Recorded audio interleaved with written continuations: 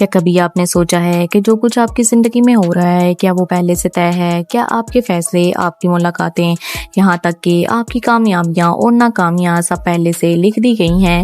یہ سوال انسان کو ہمیشہ سے الجھاتا آیا ہے۔ کچھ لوگ کہتے ہیں ہر چیز قسمت میں پہلے سے لکھی ہوتی ہے اور ہم صرف وہی کرتے ہیں جو لکھا جا چکا ہے، لیکن دوسرا نظریہ یہ کہتا ہے کہ انسان کے پاس اختیار ہے، وہ اپنے فیصلوں سے اپنی زندگی بدل سکتا ہے۔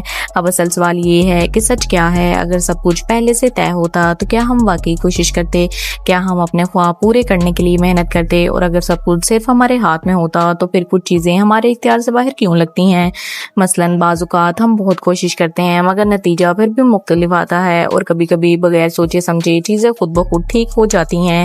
یہی وہ وجہ ہے جہاں لوگ کہتے ہیں کہ شاید زندگی دونوں چیزوں کا مجموعہ ہے، یعنی کچھ چیزیں قسمت میں ہوتی ہیں اور کچھ چیزیں ہمارے انتخاب میں۔ اسلامی نقطہ نظر میں بھی یہی سمجھ آتا ہے کہ تقدیر موجود ہے لیکن انسان کو کوشش کا حکم دیا گیا ہے، یعنی راستہ لکھا ہو سکتا ہے لیکن چلنا ہمیں خود ہوتا ہے۔ آخر میں سوال پھر وہی رہ جاتا ہے، اگر سب کچھ پہلے سے لکھا ہے تو ہم سوچتے کیوں ہیں اور بدلنے کی کوشش کیوں کرتے ہیں؟ شاید زندگی کا راز یہی ہے کہ ہمیں پورا جواب نہیں دیا گیا تاکہ ہم جینے کی وجہ تلاش کرتے رہیں۔ آپ کا اس بارے میں کیا رائے ہے؟ مجھے کمنٹ میں ضرور بتائیے گا۔ اگر آپ کو ویڈیو پسند آئی ہو تو لائک کریں، شیئر کریں اور سبسکرائب کرنا نہ بھولیں۔ ملتے ہیں نیکسٹ ویڈیو میں۔ اللہ حافظ۔